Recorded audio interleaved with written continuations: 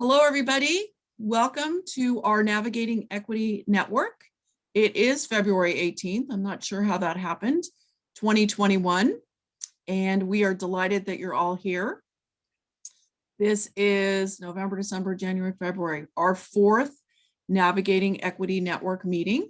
And we've really enjoyed walking people through our Ways to Equity playbook. And we're delighted you're here today. Today's going to be an amazing overview and really dipping our toes into building a culture of welcoming and belonging and inclusion. And so we're delighted to have you here. I think I'm going to go ahead and should we get started and let people in as they roll in? Looks like we have 12 people so far. And we've got a couple more in the waiting room. So just to kick us off for today, I'd like you all to notice my new background. And I like to joke that we're wearing our crowns of equity, if I get my head right. There we go. That is the cover of our playbook. And we've had a lot of compliments to our graphic artist who put that together for us. So I think we'll get started. Welcome to our fourth Navigating Equity Network. We are delighted that you're here. It is February 18th, 2021, and I will be your host. And thank you very much for being here. Oops. The Ways to Equity Navigating Equity Network is sponsored by the Santa Clara County Office of Education.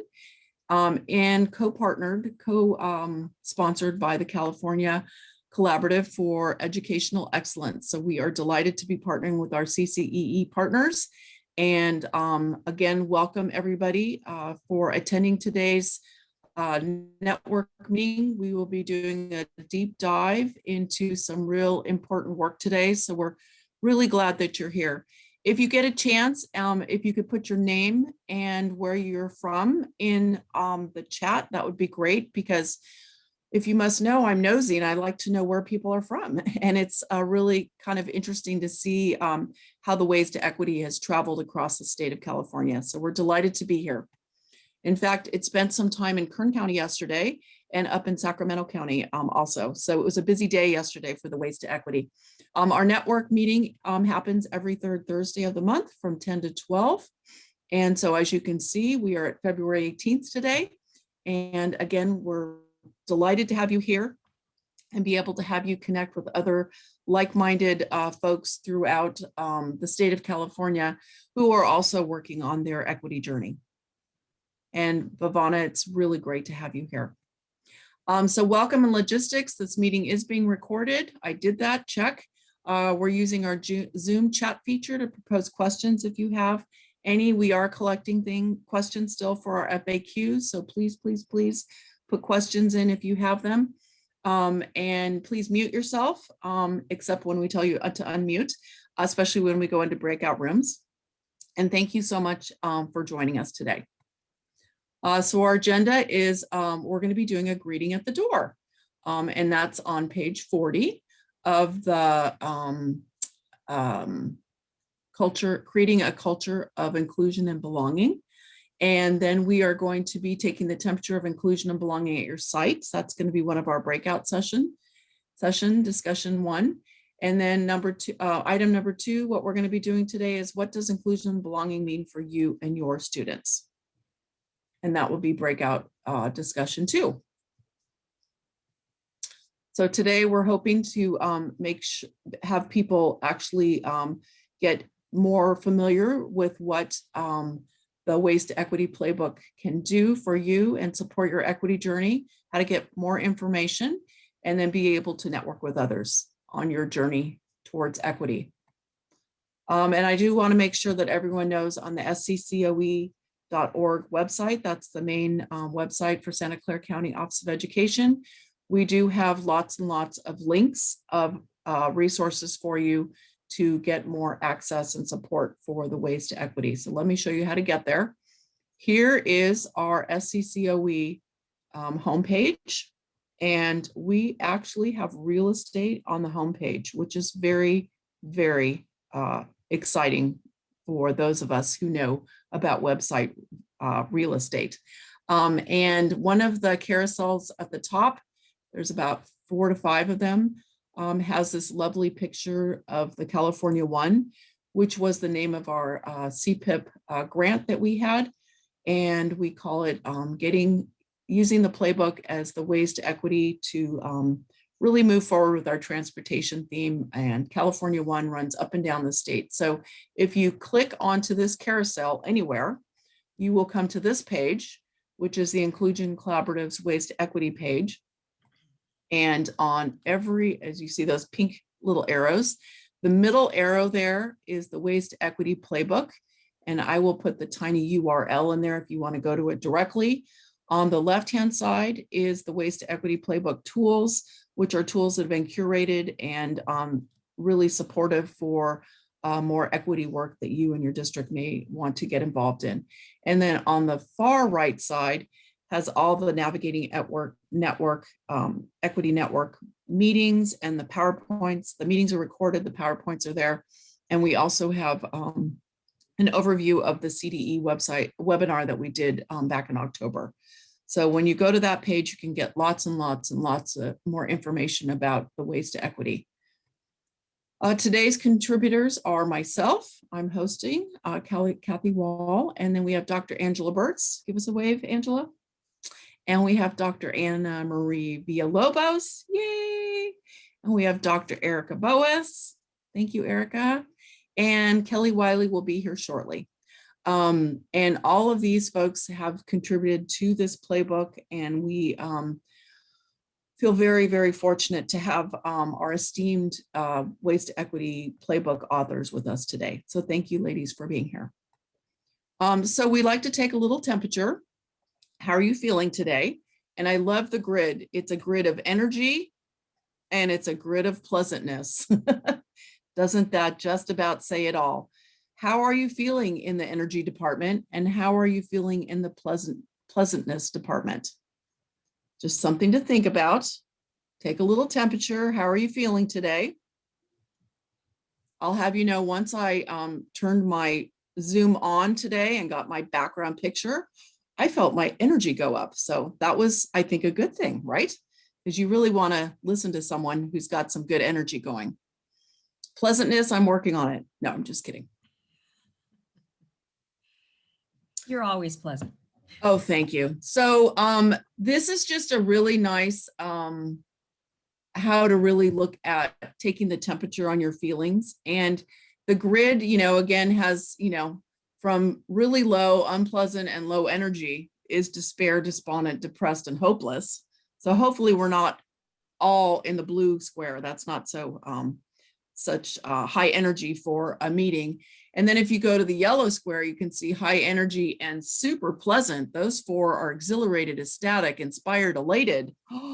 So think about a minute, just a minute. And if there's one word in there that kind of resonates with you, go ahead and put that in the chat.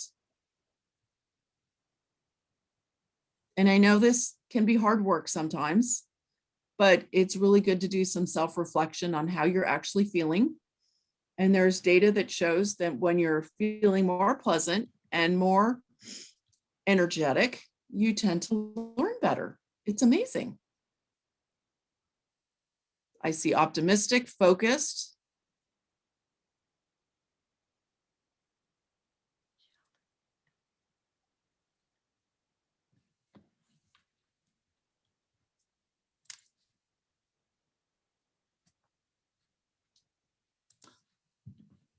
Content, chilled. Thank you, Kamika.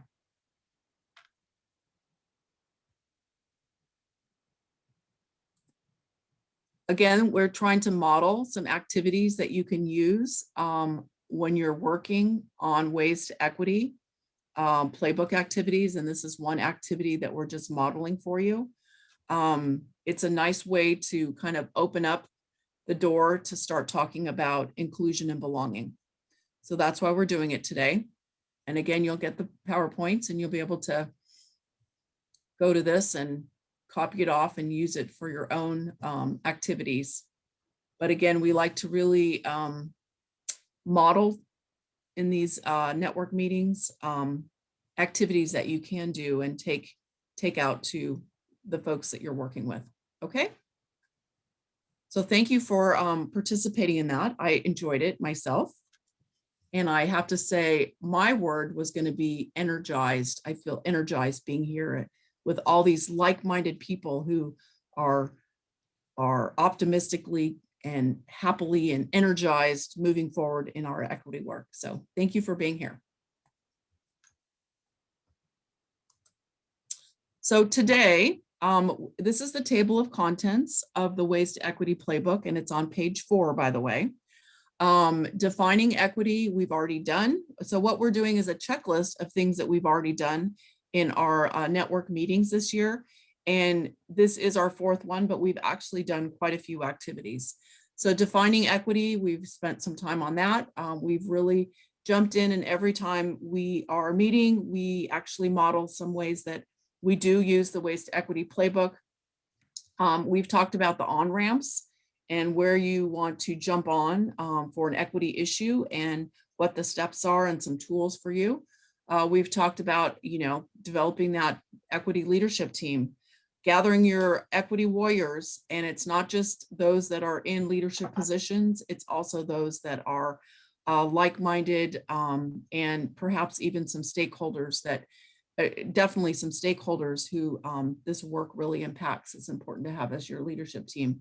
We've talked about CRP, culturally relevant pedagogy, and suspension rates and school discipline and implicit bias, and cultivating equity mindedness was what we did last time. So we've actually checked off quite a few boxes in our network meetings that are in our table of contents for the Ways to Equity. So I have to say congratulations to my team, because this is a very dense document and we have been slowly walking through it. So thank you so much. So today's journey, we're going to be looking at how to build a culture of inclusion and belonging. And then we're going to be looking at our capacity building. How can we build capacity on that?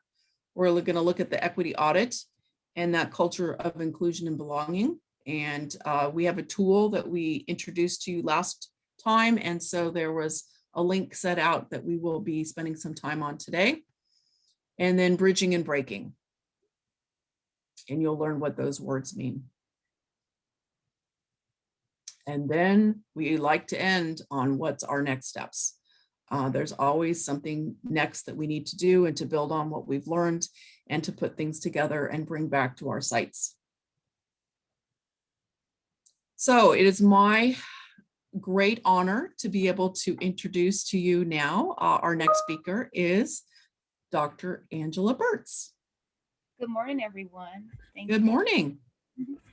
So as Kathy mentioned, we're going to give you an opportunity to take a look at the criteria for an equitable school. And today we're focused specifically on the questions centered around culture and belonging. And in our session last month, in case you weren't able to make it, I'll just briefly share what this tool is and how you can use this instrument at your school site. So the tool that I'll introduce briefly, it really is a combination of equity tools that you could find in the Ways to Equity Playbook. They're combined.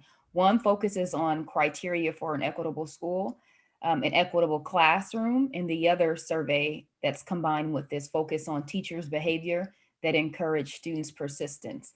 And this tool that we'll use today was developed by the Mid-Atlantic Equity Consortium.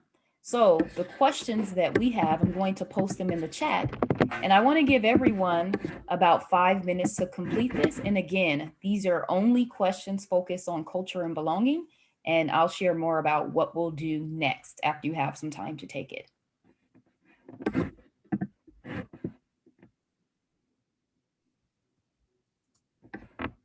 And if you have already taken it, this will be an opportunity to review the questions again, which we'll look at together as well. Is it possible, or were we going to put the link in the chat? I did. Oh, thank you. I missed it. Yeah. The link is currently in the chat. You'll see it as a Google Doc. So if you click on that, that should be the survey for you.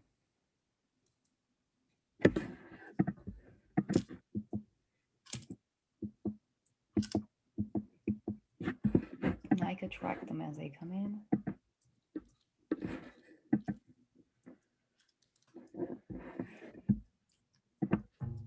And I see that a few of you have already submitted your survey responses, so thank you.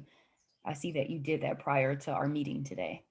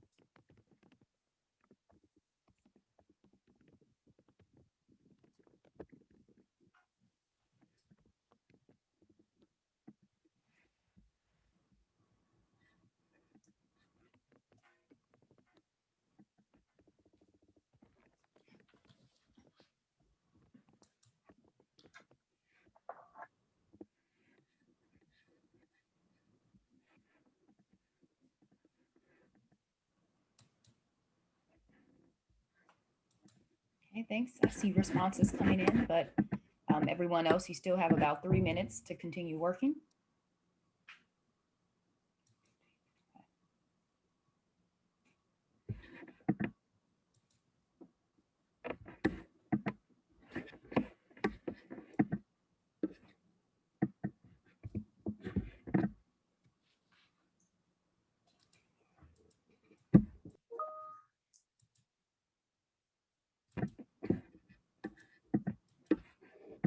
Okay, we're down to 2 minutes. 2 minutes to complete the survey, and then we'll move forward.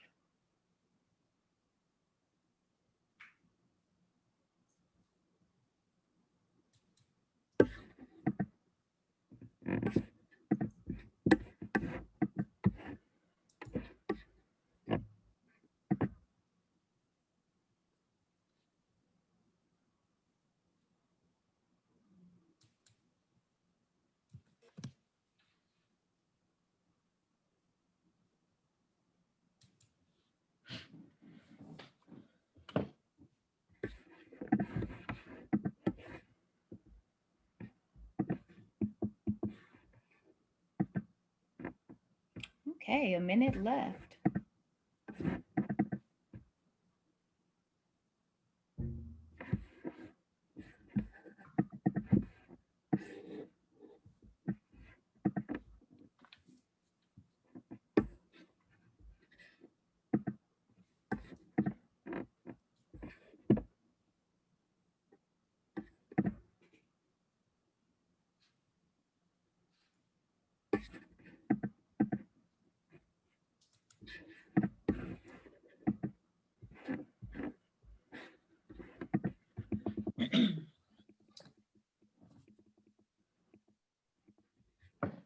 Okay, let's continue. Kathy, next slide, please.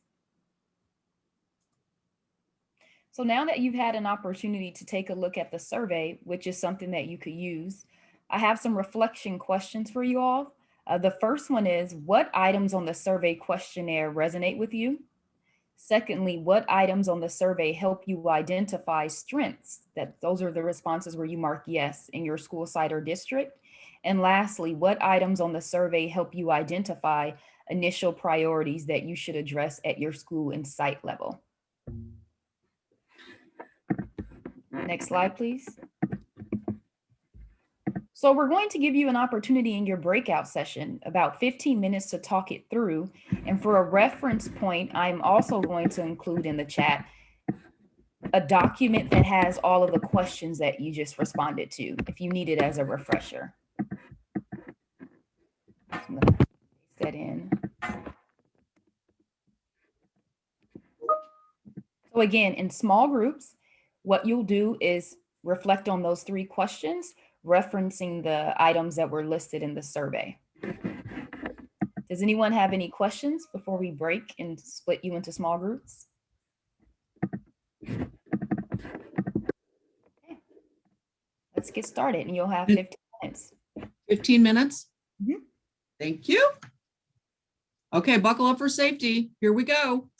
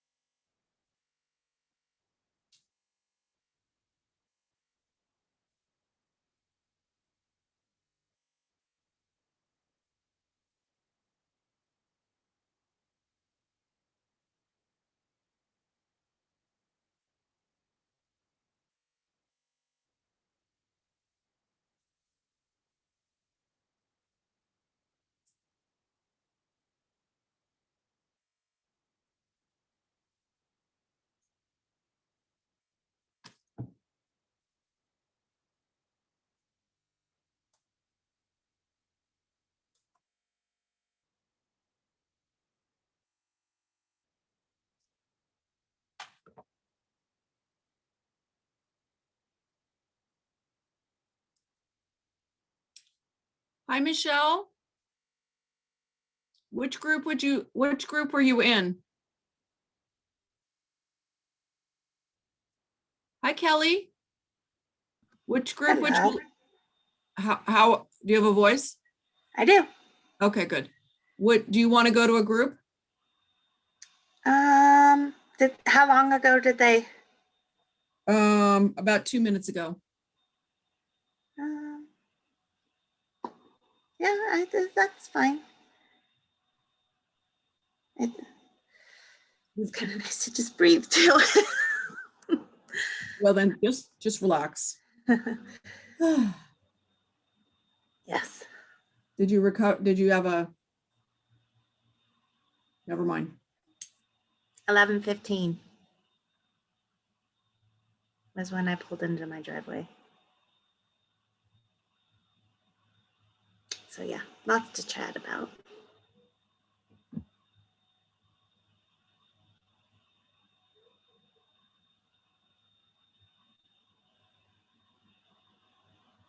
So let me know if you'd like to go in to a breakout room, or if you want to just sit. I'm okay sitting for right now. I'll join the next one. Okay. We are recording.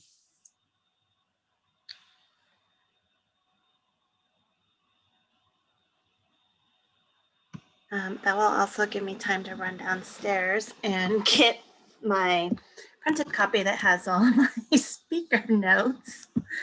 So I shall be right back.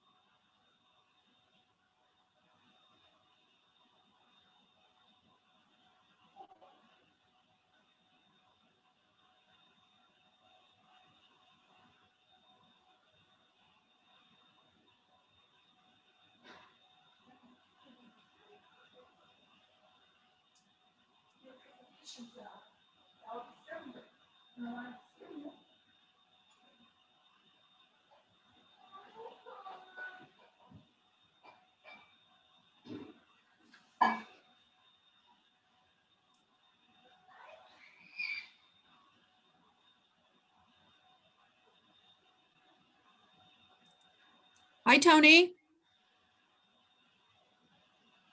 Sorry about that. My internet kicked me out. Well, we know that. So which room were you in before? Do you remember who you were with? I didn't even get to a room. It kicked me out before that. Oh, okay, I'll just send you to a room. Thank you. Buckle up for safety. That's what I always say.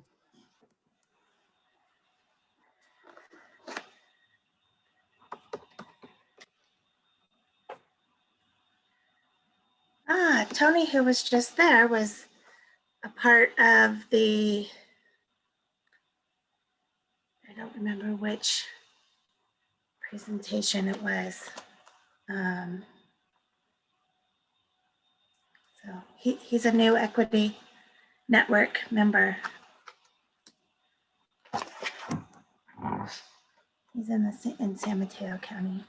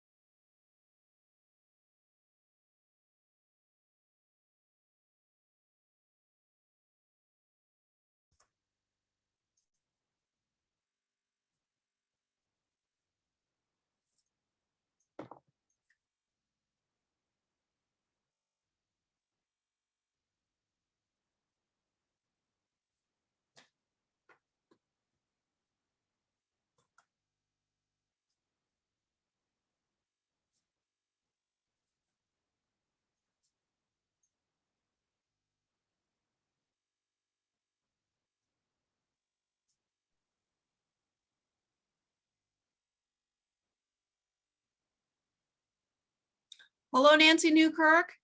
Hi, Hello. Anna Marie. Yes, going from meeting to meeting today. Sorry. That's okay. If you can just put your name and where you're from in the chat, we would love to keep track of that. Nice to Okay. see you. All right. And here they come.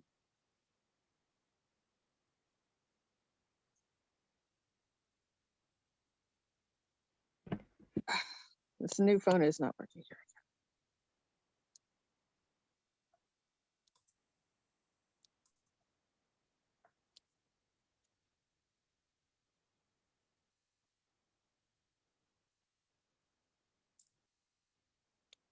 Good morning. Welcome back. They're accidentally in the breakout room again, I believe, right? No? Is everyone here? No, Sorry, it was they're on the. coming back. All right, welcome I back, hope. everyone. So Are they here?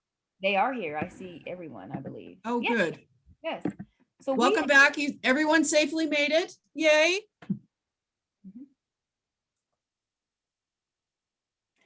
So we have time for, we're going to transition into a share out, and we would love to hear about what you all talked about, particularly relevant to those questions. If there's anyone that wants to get us started, but we would want to hear what resonated with you in some of those questions. We also want to know some strengths that you were able to identify at your school site, as well as opportunities that you will work on. So beginning with what resonated with you all. Did anything stand out to you that you spoke about in your small group? You can comment in the chat, or you could also share with us verbally.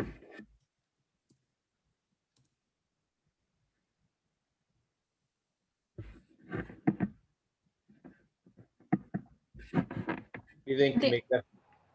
I don't remember. Where's Kamika?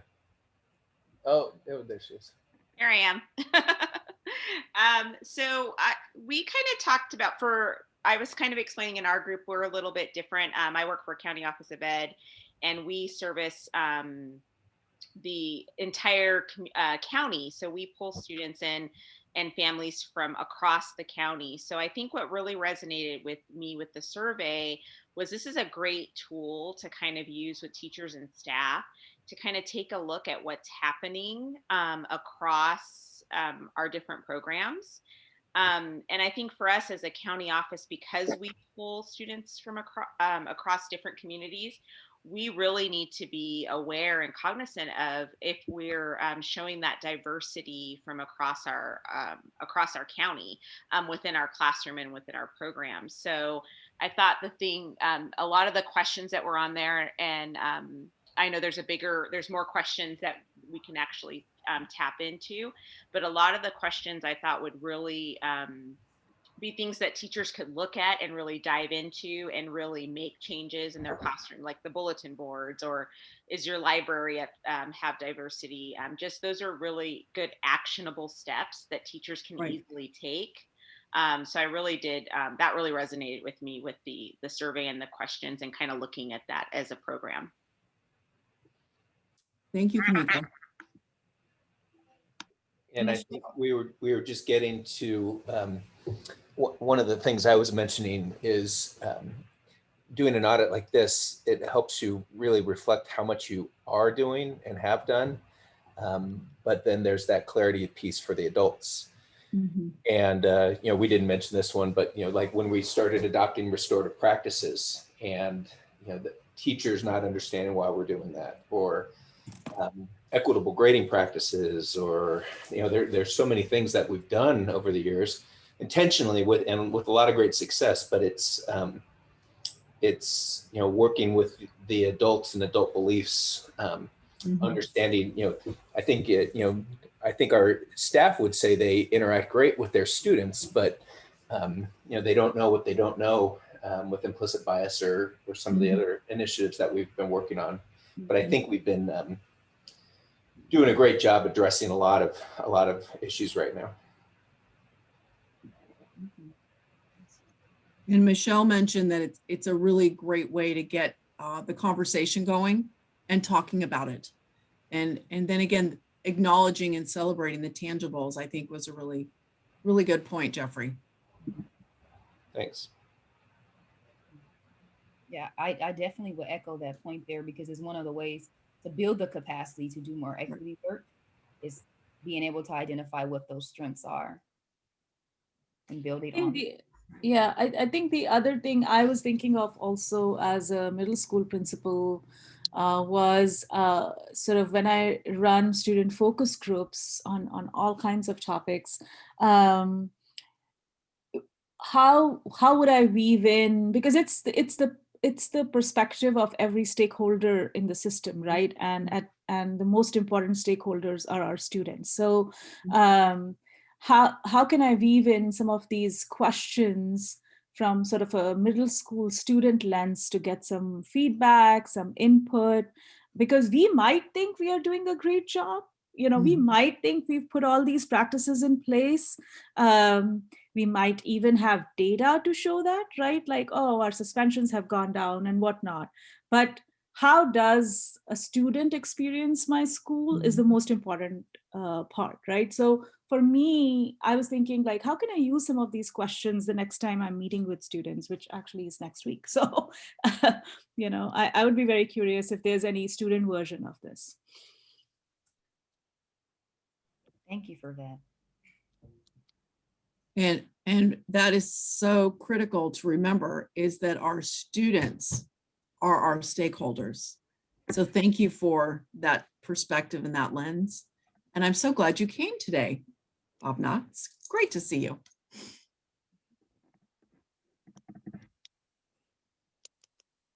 Are there others to speak to what resonated with you, strengths and so forth before we transition?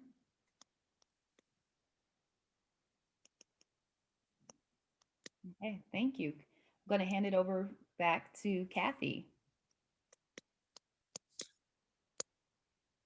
I believe Kelly was going to speak on this one, the systemic lens of oppression.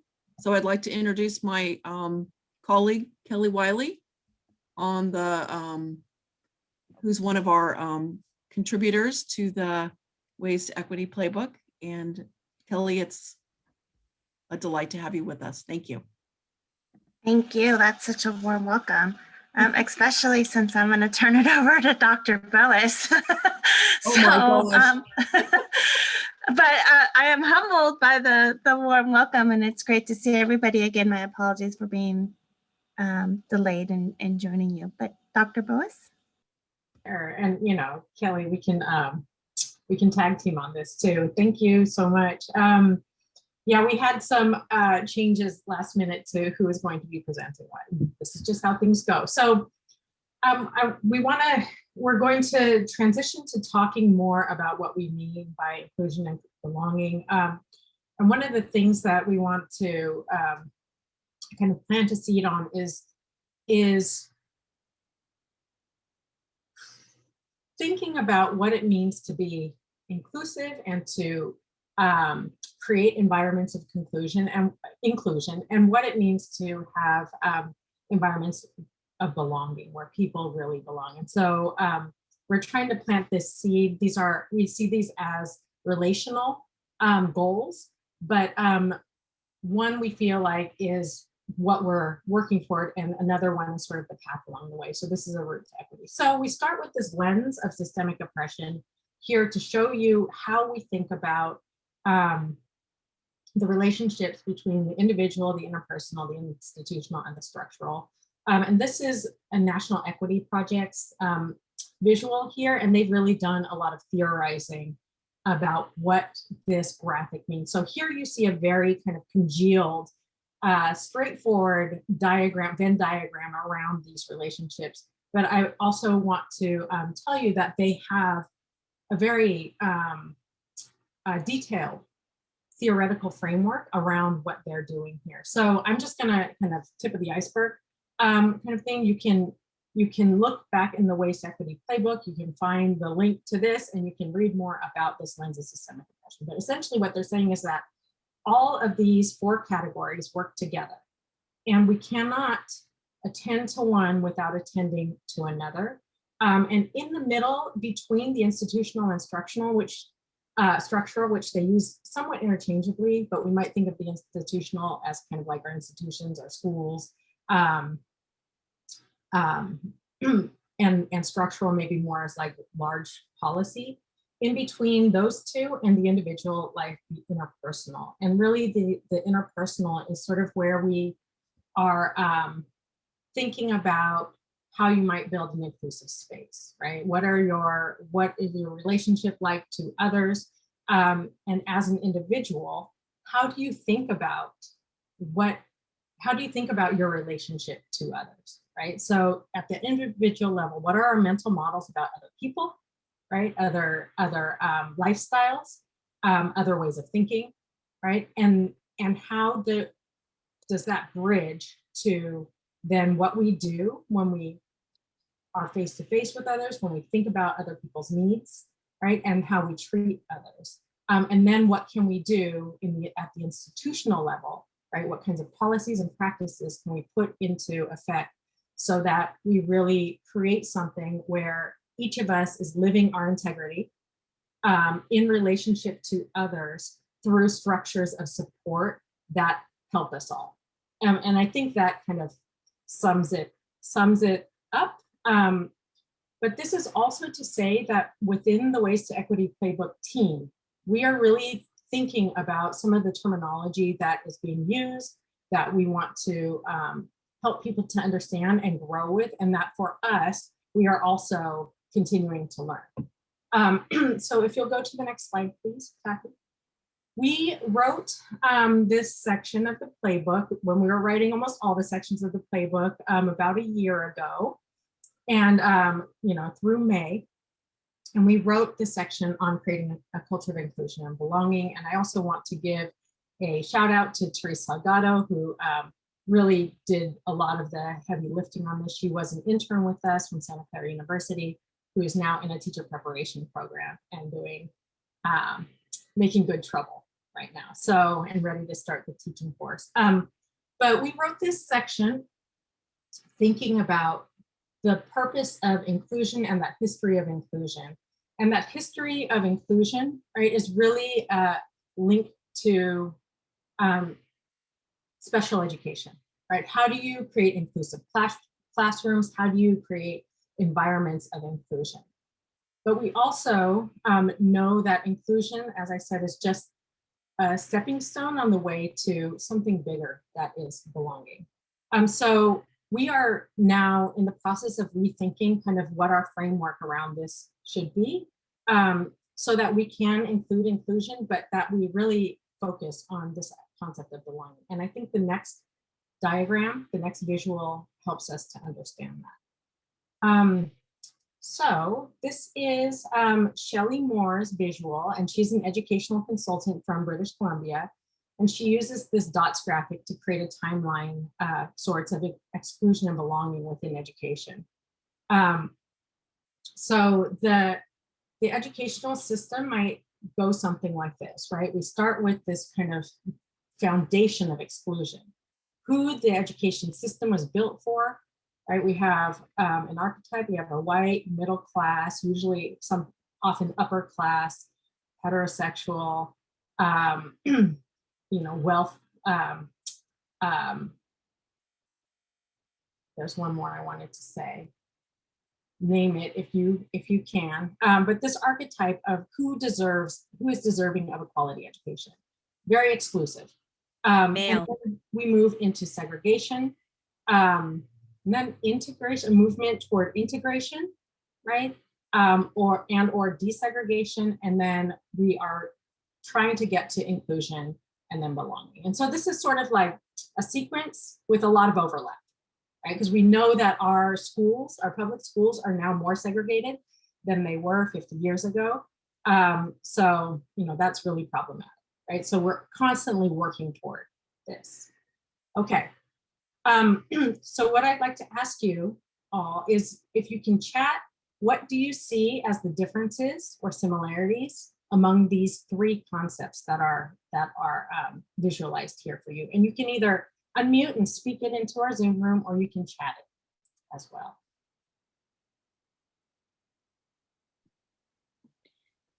This is Kamika from Orange County. I really like this visual. We use the Shelley Moore video and this visual with the circles a lot in our inclusion training. And I don't know if you guys have all seen, but she has a visual where she's talking about how to look at this more of a pathway that you're on instead of individual steps. So kind of give yourself a self-assessment. And the video stops with the inclusion one, but I love the addition of this belonging piece as like, because she does challenge you in the video. What is that next step? Where can you go next? And I really like this idea that, yes, we may be at that inclusion piece in some of our things, but are we really hitting that next level of where students are feeling like they're belonging? So I really, really like this visual. This is awesome. Other thoughts? Let's see. Susan's chatted, in belonging, there are few colorless dots. To me, that shows that everyone, even those who are identified as the quote unquote average student, has some kind of need. Great, love that. More. I love this kind of thought generating, right? Even if you think it's really out there.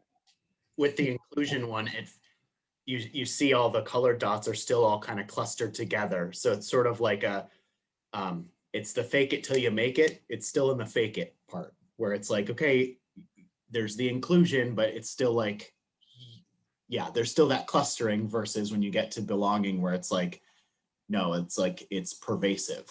Yes, right. Yeah. That dispersal, right, of different colors or different kinds of, we assume this represents people, right? Yeah. And I see this one like like in like our middle school models where it's like, oh, this is my inclusion section. Oh, this is the class where I have my inclusion kids, right? Not the others, but this is the one. So it's sort of that's sort of how I'm fitting it into my framework right now in my mind. Fantastic, thank you. Kathy asks, do you notice there are still boundaries with the inclusion visual? Yeah, let's talk about those boundaries and barriers too.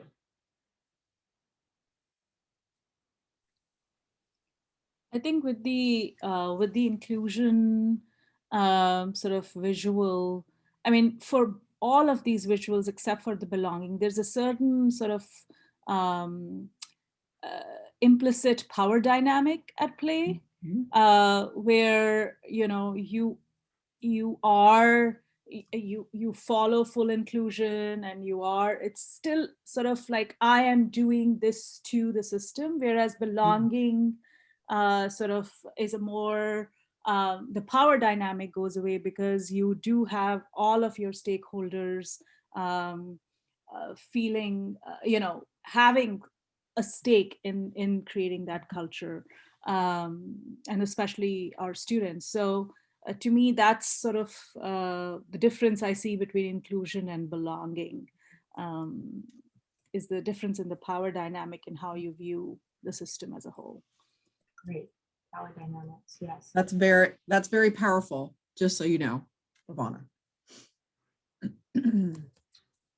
Any other thoughts? I thought it was powerful, not just this image in isolation, but the Venn diagram that you showed in the previous slide. Partnering these two visuals together, I think that could be just such a really profound way to address and discuss issues of equity or inequity. And getting back to what I was saying about adults and communicating the why, and I think they're just good, powerful visuals together. I can see that in a staff development day or something like that. So again, we're modeling what you can take back and use away. Please, please, please. And I love hearing all these ideas anyways, just take this with you. So before I hand it over to Kelly, I want to go back. Sorry. I just want to talk about the permeability of these structures, right? So in exclusion, we have this smaller gray circle. Inclusion, it gets like one line bigger, right? One degree bigger. And then the belonging one, it's like the boundaries no longer, the boundaries have had to move to be able to include everybody, right? So it's less about that structure that we've created, including people, and more about the people creating those structures for themselves, right? And pushing out and on the boundaries and making those boundaries permeable. And so I think some of the work that we do as educators is being able to say, no, this is not a boundary, right? We can actually do something completely differently from what we've done. And in fact, we need to, right? And then you create a completely different shape so that all people can belong. Okay. The other thing that keep sharing thoughts. Yes. just one thing I'd like to add to that is I always think about this also in terms of, in your staff dynamics, because a lot of, especially at larger staffs that have that same dynamic, who's included, who's excluded, who feels like they belong, who doesn't. So that can be really powerful, especially when you start talking about your equity leadership teams, who's at the table, who's not at the table, whose voice is being heard, whose voice is not being heard. That's powerful in itself too, because this dynamic is across the organization. It's not just in the classroom, across the organization. So that's something always to consider also. And it goes back to Jeffrey's adults modeling. Sometimes the adults have a hard time working together. So thank you for that, Anna Marie.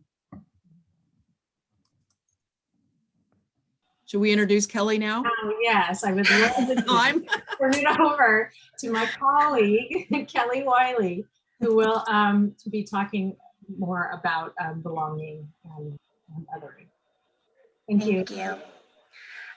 This definition that we're going to use for the rest of the presentation today, or our time together today, actually comes from the Haas Institute out of UC Berkeley, which is a named tool and resource in the playbook. They have a belonging and othering institute there. So I want you to take a moment, please, and read the definition that's in the box to the right. And as you are doing that, I encourage you to reflect on whether or not this definition matches the culture of your team.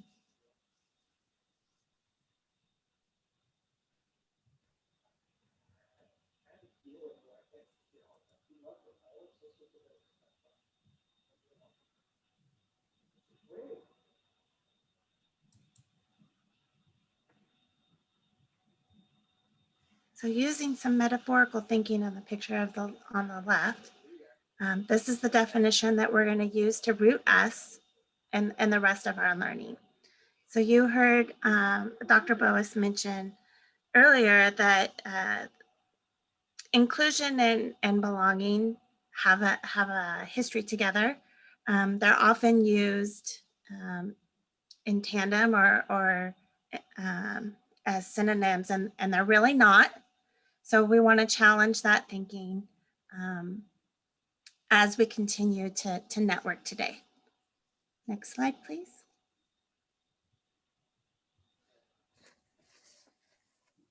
Here we have the definition of othering. So this is the counterpart to belonging.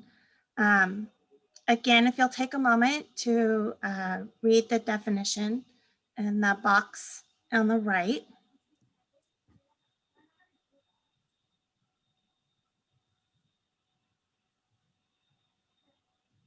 And then know that the smaller boxes on the left represent ways in which individuals feel a sense of othering.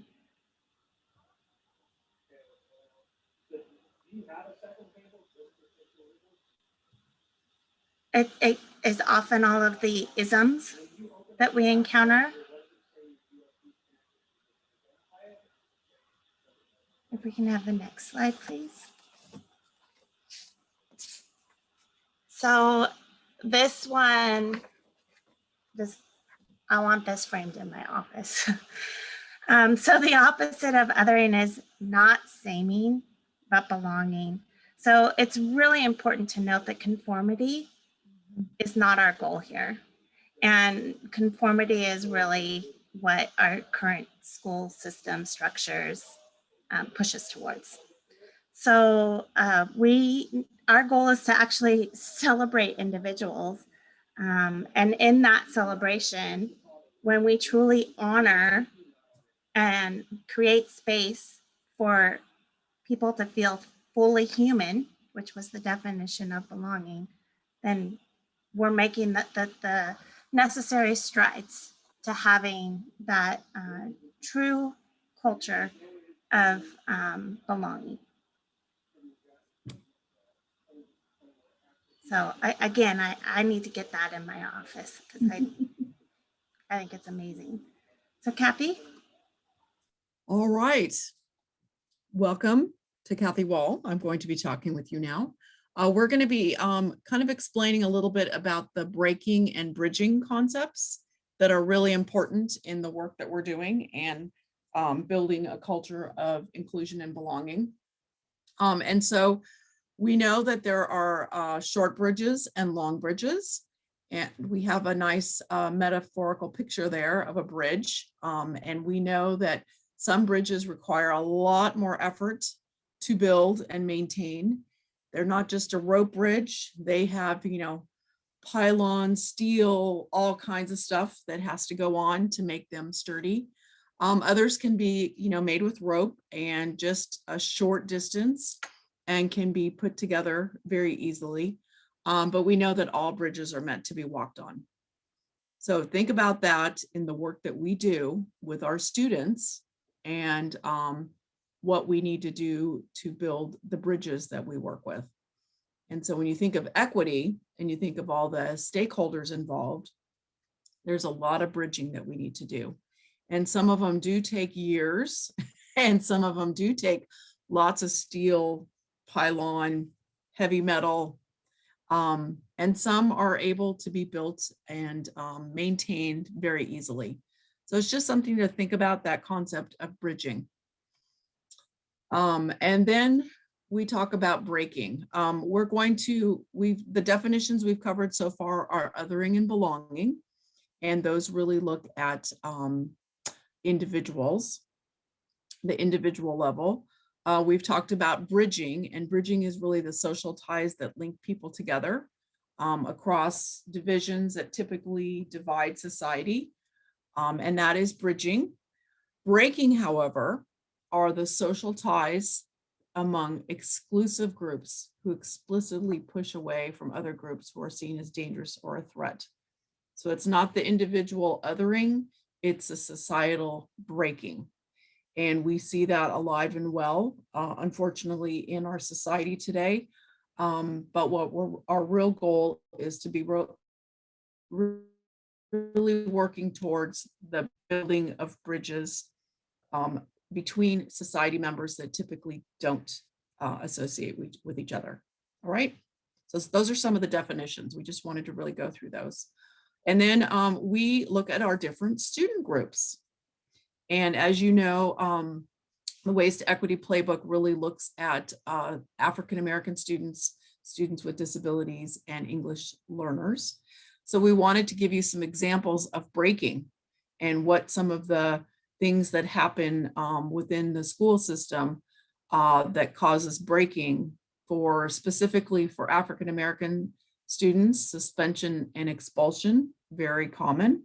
And that is one way that the society within the school system breaks the bridges there between those students. You'll notice the arrows go across because students with disabilities are also suspended and have expulsion rates that are higher, and English language learners often also. African-American students, another breaking example is access to qualified teachers. Again, that can go across students with disabilities and English language learners. We know that from lots of the data.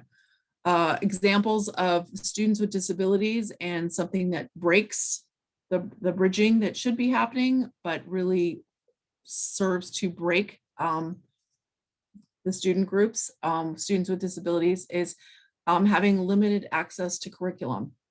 And we often find there can be issues with master planning schedules, et cetera, available teachers, support within the classroom, et cetera, et cetera, et cetera. Students with disabilities, another breaking example is segregation from peers. They are on the back 40. They eat in their separate area. They don't associate with the ASB body. So at any rate, those are some examples of breaking within students with disabilities. And then English language learners, we may see poor tier 1 instruction for them. Again, that can go back and through other student groups also. And English learners, we may have low expectations. Teacher expectation, adult expectations within the system is definitely something that can cause the breaking within the English learners, but also the other student groups. So does that kind of give you some examples, some tangible ideas of breaking? If it does, we're going to move forward. So you can see bridging. Oh, let's have some good news, right? So if you look at the bottom of this slide, we know there are different frameworks and evidence-based practices that help to bridge all the student groups. And those 3 that are tied into the Ways to Equity playbook that are systematically built into this playbook are Universal Design for Learning, which if you don't know anything about Universal Design for Learning, go to the Ways to Equity playbook. We have a whole chapter on it. I always like to say UDL disrupts inequities. So at any rate, that's just something to think about. Culturally relevant and sustaining pedagogy. That is another framework that supports all student groups and makes a huge difference in outcomes for students. And then we can't forget social emotional learning. That's another huge foundational support that all students need, all student groups, and makes a big impact. So if you can see that at the bottom, those are supportive frameworks that need to be implemented for all student groups to promote bridging. And then we just gave some examples of bridging that can happen within African-American students, the conscious discipline, the Black racial identity development, students with disabilities, making sure they're included in general education and that they have access to extracurricular activities. And with English language learners, some examples of bridging can be strong school-family connections, which again goes for all student groups.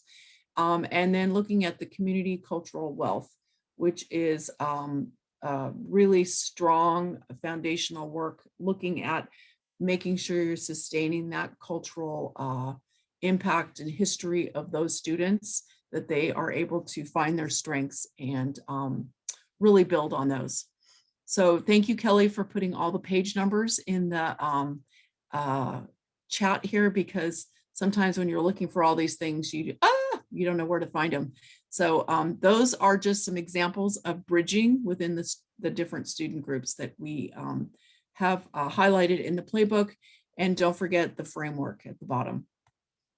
So we've done othering definitions. Othering and belonging are more for the specific individual.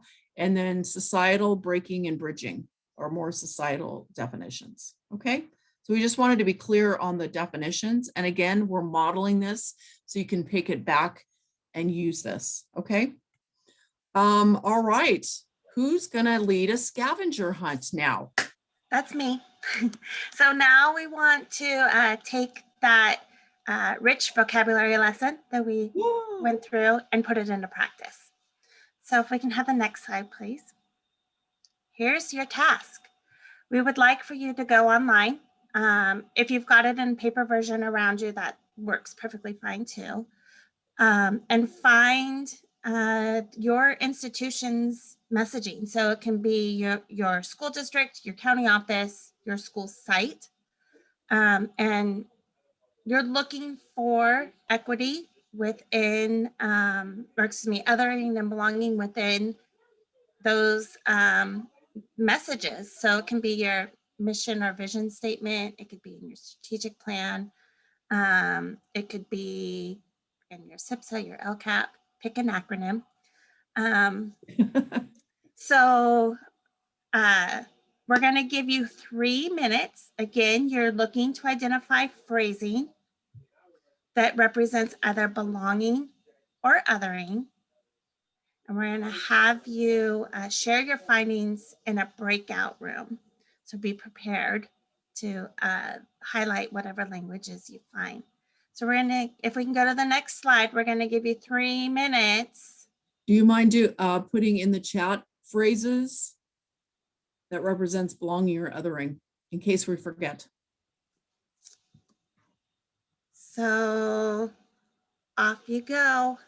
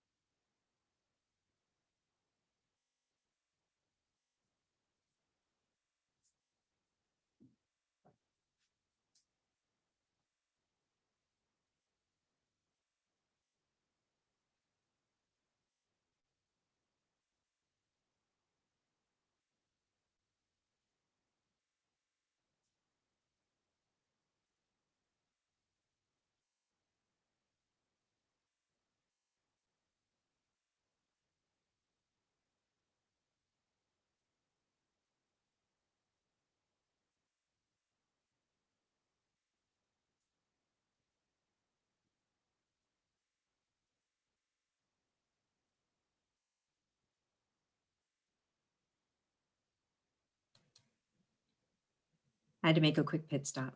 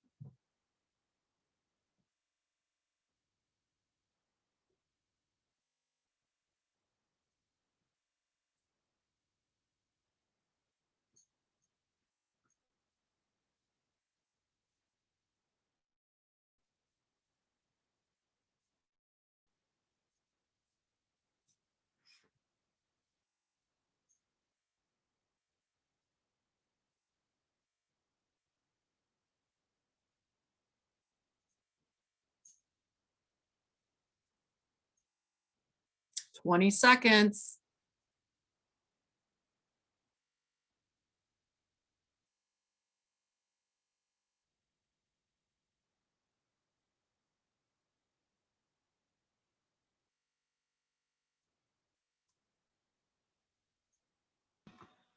Okay, I'm actually going to skip this activity so if we can go to the next slide. So what I would like for you to do is take your findings and we're going to put you back into those same breakout rooms that you were in previously and discuss what you found. Is it a representation of belonging or othering, or is it both? And how does it represent belonging or othering, or both? We're curious to know if what you found created any kind of emotional response for you. And if so, how can you use that to continue to perpetuate the forward motion in the discussions around belonging? And then really important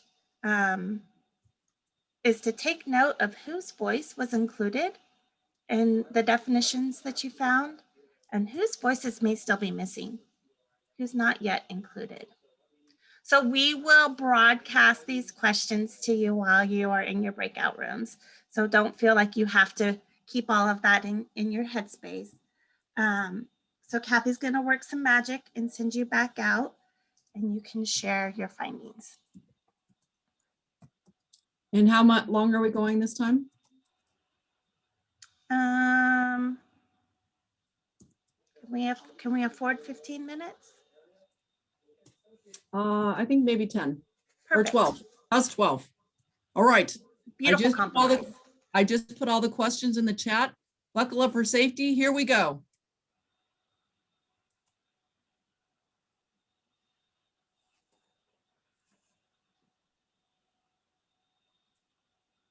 Matt, I'm going to send you to a room. There you go. Nancy, I'm going to send you to a room. And Kelly, do you want to go to a room? Sure.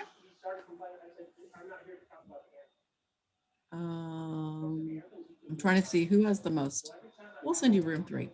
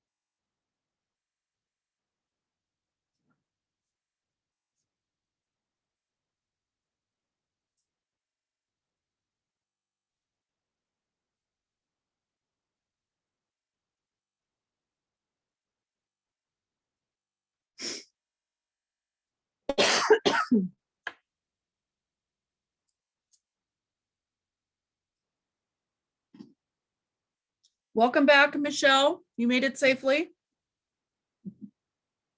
Where are you from? Thank you. I'm from the Placer Union High School District. I work, Dr. Jeffrey Tooker is my boss. Gotcha. Well, thank you for being here.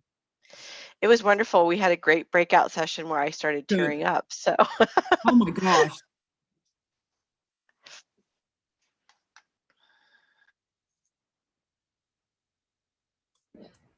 Welcome back, everybody. And as Michelle shared, we had a great session. And now we like to do take a moment to do a whole group share out. So you have your choice. If you like, you can go ahead and put something in the chat, or you can just unmute and speak out.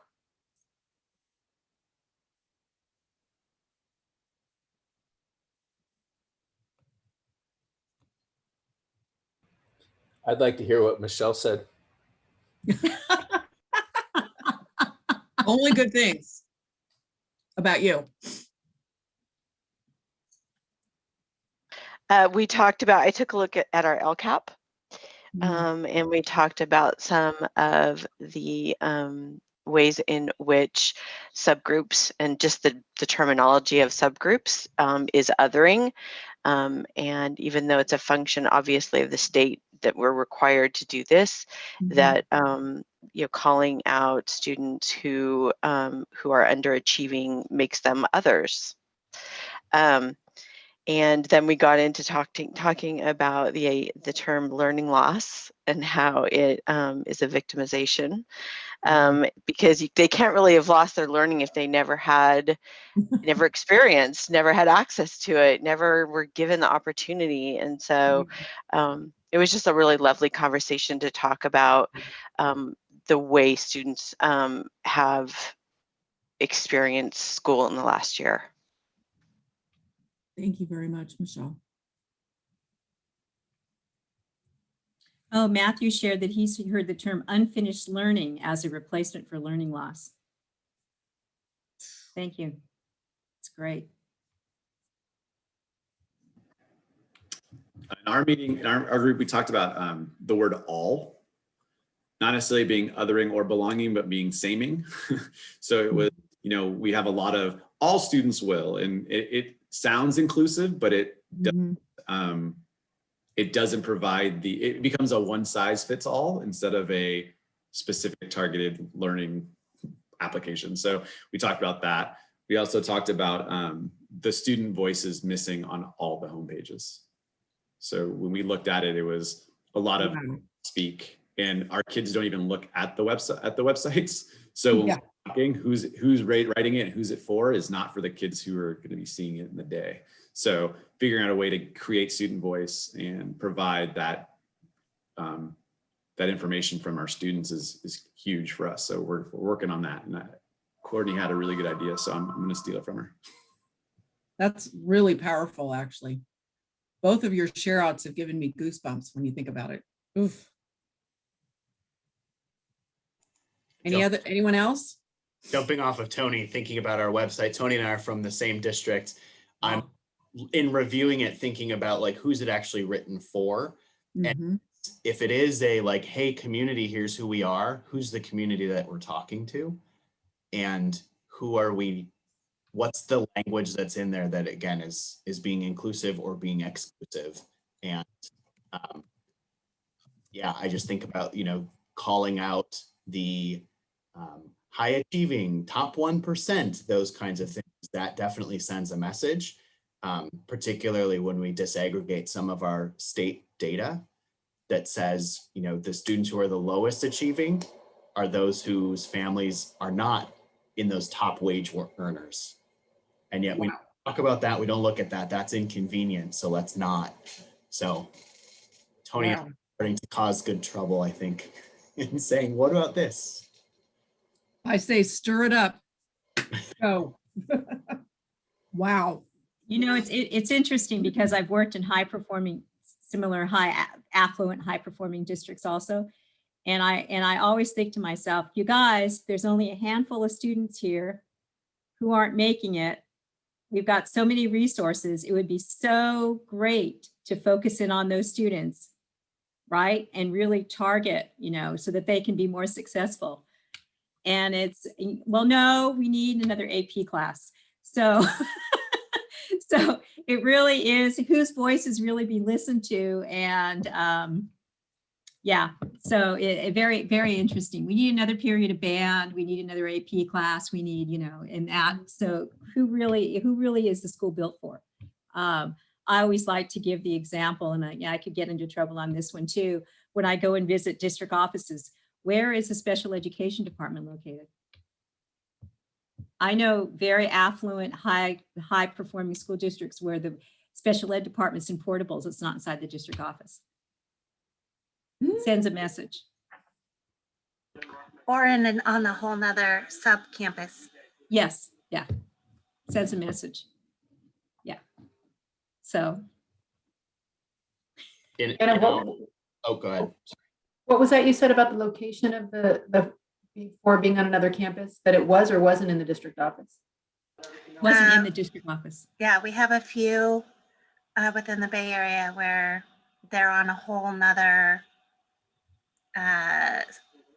campus aside.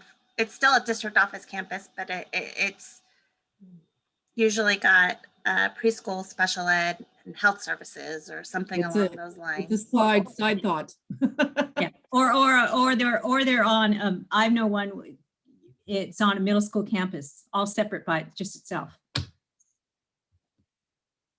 So it definitely builds othering. Yeah.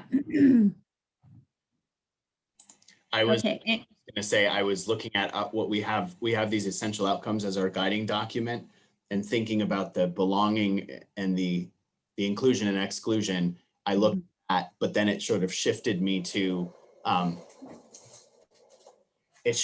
thinking about cultural responsiveness as well. And one of them talks about becoming people of good character, or being like working toward like fully realizing being a person of good character, who's invested in making a positive impact. And my question is, whose view of a positive impact? Who's deciding positive or not? Positively intentioned, that you behave in a way that's positive. Well, who's determining if action was a positively intentioned action? And then who's not getting to determine whether it was or not? And self-reliant and self-directed, again, like from which lens are we looking at that is a value? Mm-hmm. So it really feels like we've modeled some good activities that all of you can take back and stir up. We love it. Good trouble. Good trouble that needs to happen. Thank you for sharing, everyone. Mm-hmm. So as we talk about a lot of these topics that we've just covered, as leaders within your community, within your districts, if we want to be leading for belonging, what would that look like? So there's different kinds of leadership. And the two that we're going to talk about right now is transactional leadership versus transformational leadership. Transactional leadership is probably the leadership most of us have experienced throughout our careers. And this leadership is responsive, and its basic orientation is dealing with present issues. It usually works within the organizational culture.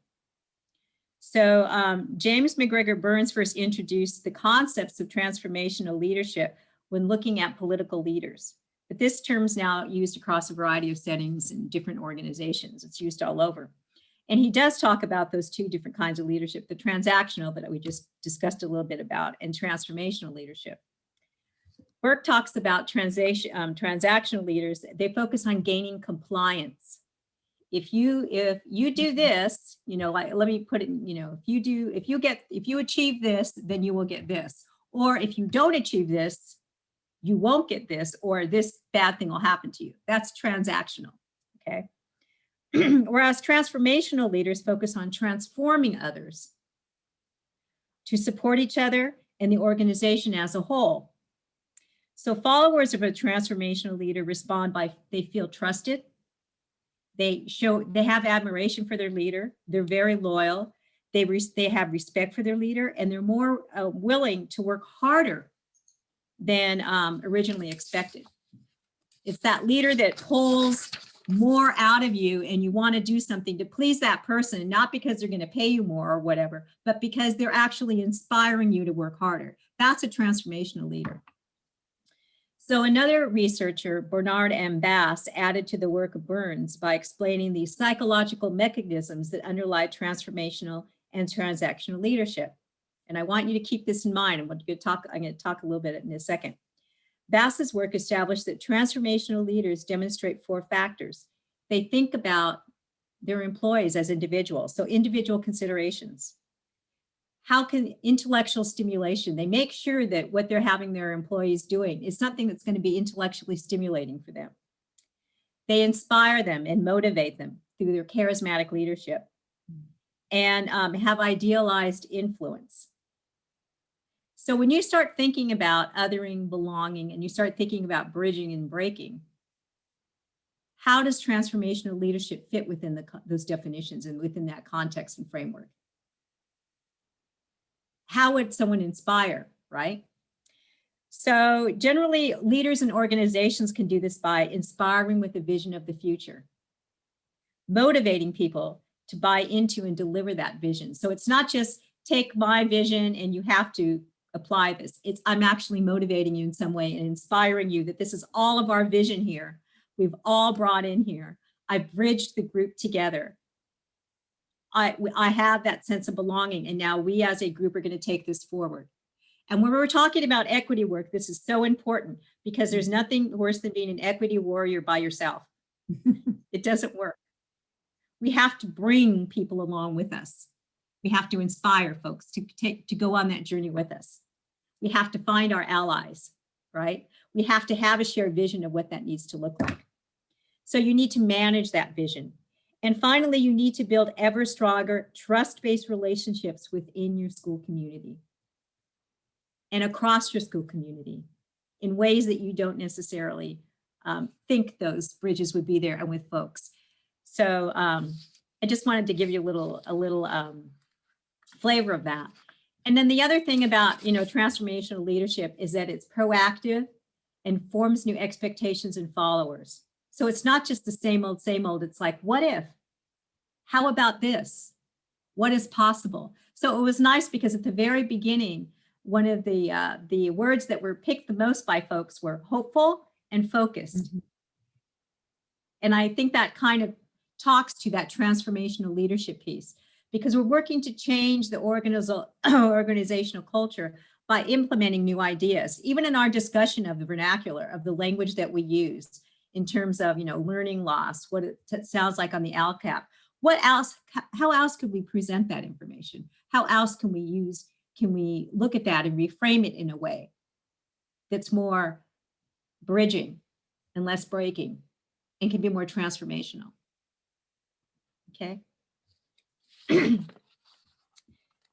So as we go on to the next slide, keep all of that in mind and all of these concepts that we've talked about today. And this reflection question is one of the reflection questions that's in the Othering, Belonging, and Inclusion section in the playbook. And this is on page 41. And really, I'm going to give you I'm going to read this and I'm going to give you a minute or so to really think about it. It would be more surprising if Black males were doing well academically in spite of the broad array of difficulties that confront them.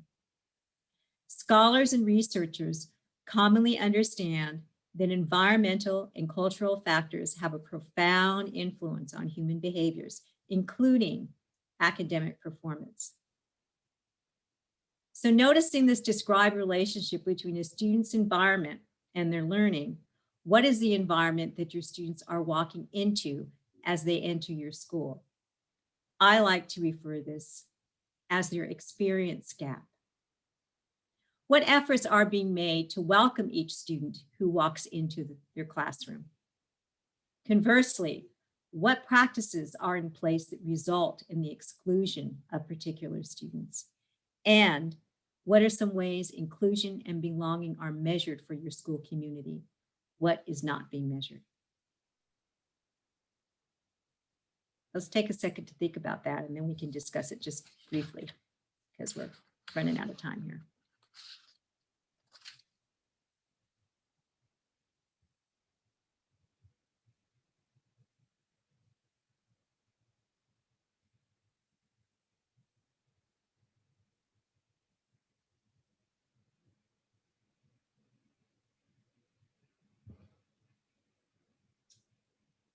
Any So again, thoughts anyone want to share? Yeah, I just want to point out that this is on page 41 in the Ways to Equity playbook. So you don't have to write it down. You can go to the URL and find it, or go to our website and find it. But these are really good reflection questions to bring back. And maybe you just start with one. But we really want you to be generating ideas, because you're all the equity warriors who are going to go out and work with your people. And this is part of the tool set that's part of the playbook that you can use to help you. Nancy? So I think it's much easier to have a conversation when you use words of inclusion and belonging. Unfortunately, equity has been co-opted and politicized.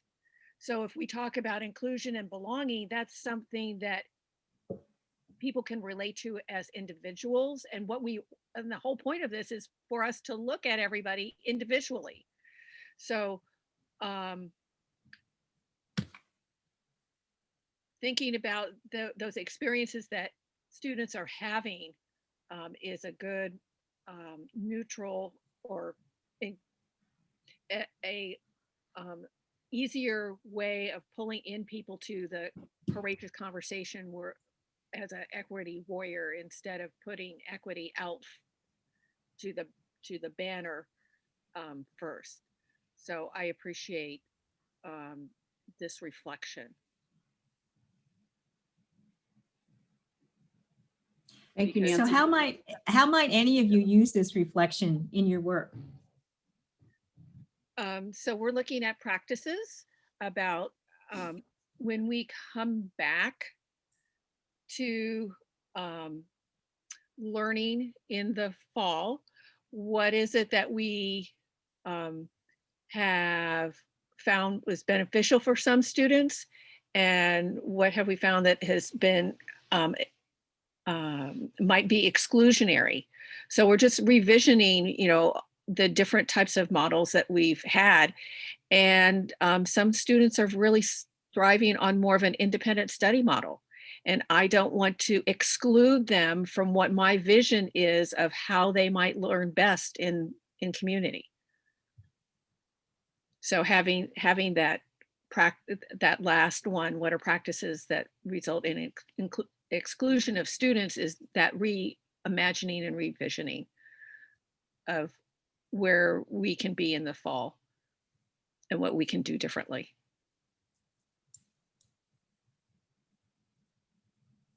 So Matthew shared balancing, and thank you, Nancy, balancing seeing students, teachers, parents as individuals and as members of or perceived to be various groups. Mm-hmm.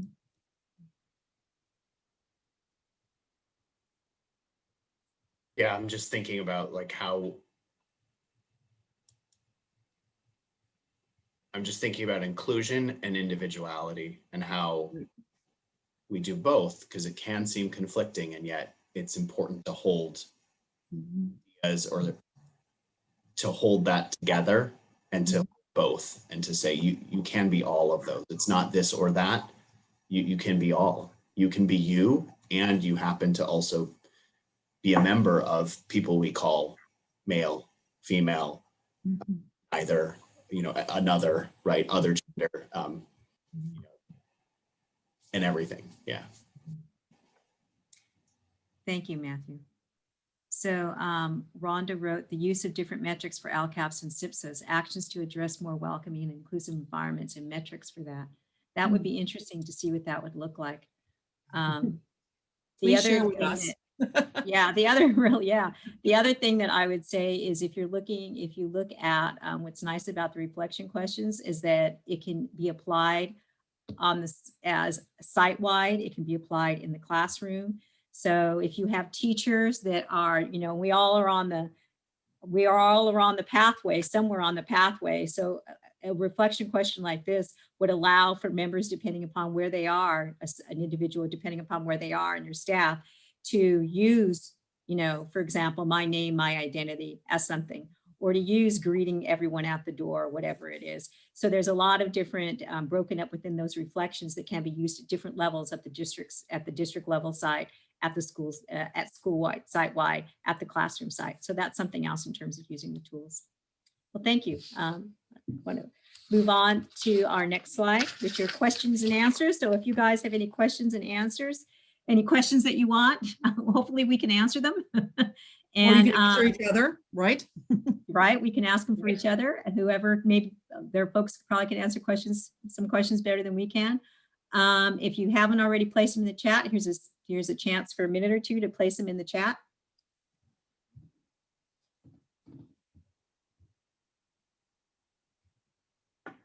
Questions? Or shout them out. Actually, we do want them in the chat if you have any questions, but